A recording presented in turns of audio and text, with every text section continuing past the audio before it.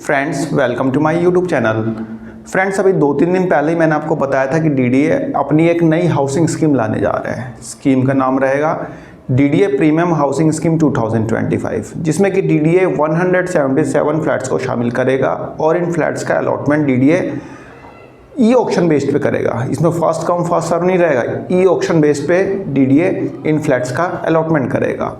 Friends अभी 11 जुलाई को DDA की बोर्ड मीटिंग हुई थी, जिसे चेयर किया था दिल्ली के एलजी मिस्टर वीके सक्सेना ने। उन्होंने इस स्कीम को अपना अप्रूवल दे दिया है। फ्रेंड्स इस स्कीम में एलआईजी, एमआईजी और एचआईजी सहित टोटल 177 फ्लैट्स होंगे, जो कि दिल्ली के अलग अलग लोकेशन के होंगे। इसके अलावा इस स्कीम में 67 गैरेजेस होंगे, जिसमें कि स्कूटर और कार के गैरेज होंगे। तो इनकी भी नीलामी इस स्कीम में होगी। अब बात आती है कि जब इस स्कीम को अप्रूवल मिल ही चुका है तो स्कीम लॉन्च कब होगी और कौन कौन से लोकेशन के कितने कितने फ्लैट्स आएंगे। तो फ्रेंड्स यदि मीडिया न्यूज़ की अपडेट माने तो यह स्कीम अगस्त के फर्स्ट वीक में लॉन्च हो जाएगी। अगस्त के फर्स्ट वीक में लॉन्च होगी और इसमें जो अलग अलग लोकेशन के कितने कितने फ्लैट्स हैं ये भी हम जान लेते हैं। फ्रेंड्स वसंत कुंज, जसोला पॉकेट 9B और द्वारका सेक्टर 19B के टोटल 39 एचआईजी फ्लैट्स होंगे। अब इनका बाइफिकेशन तो नहीं पता कि वसंत कुंज में कितने होंगे, जसोला में कितने होंगे और द्वारका में कितने होंगे, लेकिन यहाँ पे टोटल एचआईजी फ्लैट्स की संख्या 39 रहेगी, जैसा कि मीडिया न्यूज़ के थ्रू जानकारी मिल पा रही है। जो टाइम्स ऑफ इंडिया है आज का, यहाँ पे काफ़ी डिटेल में इसमें दिया है कि 39 एचआईजी फ्लैट्स रहेंगे वसंत कुंज, जसोला और द्वारका के। एमआईजी फ्लैट्स की बात करें तो टोटल 48 एमआईजी फ्लैट्स रहेंगे, जहांगीरपुरी, नंदनगरी, द्वारका और पीतमपुरा के मिला के। इन 4 लोकेशन पे मिला के टोटल 48 एमआईजी फ्लैट्स रहेंगे, जिनके डीडीए नीलामी करेगा। इसके अलावा रोहिणी में 22 एलआईजी फ्लैट्स रहेंगे। अब रोहिणी में एलआईजी फ्लैट्स कौन से सेक्टर में रहेंगे ये अभी बता पाना मुश्किल है, क्योंकि पिछले 7-8 सालों से जो रोहिणी लोकेशन के जो फ्लैट्स आए हैं वह सिर्फ रोहिणी सेक्टर 34 और 35 के ही आए हैं। और रोहिणी सेक्टर 34-35 में तो ऐसा लगता नहीं है कि कोई ऑक्शन का ऑक्शन डीडीए कराएगा, क्योंकि वहाँ पे तो डीडीए ने 25% तक डिस्काउंट दिया था। जब फ्लैट्स बिक नहीं रहे थे तो पहले 10% दिया, फिर 15% दिया, फिर 25% दिया। अब वहाँ पे डीडीए ऑक्शन कराएगा और लोग खरीदेंगे, ये कह नहीं सकते। 22 एलआईजी फ्लैट्स रहेंगे रोहिणी में। कौन से सेक्टर में रहेंगे, कुछ कई फ्लैट्स अनसोल्ड रह गए होंगे या किसी ने सरेंडर कर दिया होगा, तो वह फ्लैट्स डीडीए यहाँ पे निकाल सकता है। फ्रेंड्स इसके अलावा ईएचएस कैटेगरी के फ्लैट्स रहेंगे, पॉकेट 9, नसीरपुर, द्वारका के। अब ईएचएस कैटेगरी क्या है फ्रेंड, ये एक टाइप से एक्सपेंडेबल कैटेगरी होती है, एक्सपेंडेबल हाउसिंग कैटेगरी होती है। कहने का मतलब कि आपको एक टाइप से डीडीए जो है लैंड दे देगा, ज़मीन दे देगा, ज़मीन पे एक फ्लोर बना फ्लैट देगा। अब एक फ्लोर बना कैसा होगा फ्रेंड्स, वो काफ़ी पुराना कंस्ट्रक्शन है यहाँ पे जो डीडीए आपको देगा। और ये 25 गज का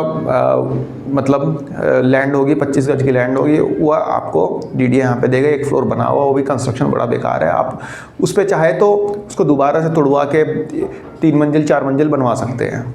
तो ये एक्सपेंडेबल कैटेगरी डीडीए यहाँ पे शामिल करेगा। 66 फ्लैट्स रहेंगे। ये बेसिकली माना जाए तो ये एलआईजी फ्लैट्स ही है, ठीक है, लेकिन यहाँ पे आप 3 मंजिल 4 मंजिल तक बना सकते हैं। एक टाइप से डीडीए आपको लैंड दे देगा, जैसे कि रोहिणी सेक्टर 22 में 2020 में निकाले थे डीडीए ने फ्लैट्स रोहिणी सेक्टर 22 में, तो वो भी एक्सपेंडेबल कैटेगरी थे। 26 स्क्वायर मीटर के थे, ये भी 26 स्क्वायर मीटर के ही होंगे, या पता नहीं 28 स्क्वायर मीटर शायद थे। तो 28 या 26 स्क्वायर मीटर के फ्लैट्स रहेंगे, ठीक है फ्रेंड्स। इसके अलावा बात करें गैरेजेस की, तो डीडीए यहाँ पे टोटल 67 गैरेजेस की नीलामी करेगा, जिसमें कि 18 के आसपास गैरेजेस रहेंगे पीतमपुरा में और 51 गैरेजेस रहेंगे आपके अशोक विहार और माल रोड में। माल रोड जहाँ पे अथॉरिटी है दिल्ली में, जो लाइसेंस वगैरह बनवाते हैं तो माल रोड में अथॉरिटी है। तो 51 वहाँ पे रहेंगे और 16 रहेंगे। 16 जो गैरेजेस रहेंगे वो रहेंगे पीतमपुरा में। पीतमपुरा के जो गैरेजेस रहेंगे वो कार के गैरेजेस रहेंगे और माल रोड और अशोक विहार के जो गैरेजेस रहेंगे वो स्कूटर के गैरेजेस रहेंगे। फ्रेंड्स ई ऑक्शन में इन फ्लैट्स का बेस प्राइस की बात करें तो अलग अलग लोकेशन और अलग अलग कैटेगरी के हिसाब से अलग अलग प्राइस यहाँ पे रह सकते हैं, रहेंगे। एचआईजी का यदि रिजर्व प्राइस या बेस प्राइस की बात करें तो 1 करोड़ 60 लाख से लेके 2 करोड़ 50 लाख तक हो सकता है। MIG फ्लैट्स की बात करें तो 60 लाख से लेके 1,50,00,000 तक का इसका बेस प्राइस हो सकता है, यानी कि वह प्राइस जहाँ से नीलामी या ऑक्शन स्टार्ट होगा। ठीक है। LIG फ्लैट्स की बात करें तो 39 लाख से लेके 54 लाख तक मतलब इसका बेस प्राइस रह सकता है। EHS फ्लैट्स की बात करें तो लगभग 39 लाख के आसपास इसका बेस प्राइस रह सकता है।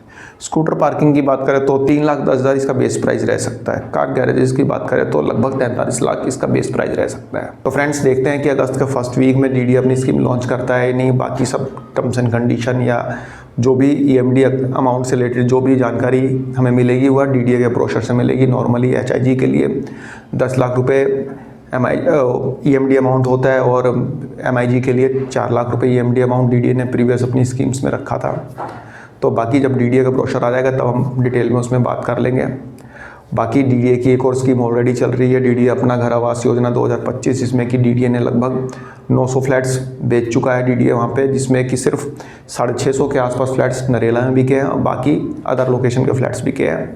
तो जिनको फर्स्ट कम फर्स्ट सर्व में नरेला, सिरसपुर या लोकनायकपुरम के फ्लैट्स जिनको लेने हैं वह DDA अपना घर आवास योजना 2025 में रजिस्ट्रेशन करा के अपना फ्लैट बुक कर सकते हैं। तो फ्रेंड्स एक छोटी सी इन्फॉर्मेशन थी, आई होप आपको पसंद आई होगी। धन्यवाद, नमस्कार।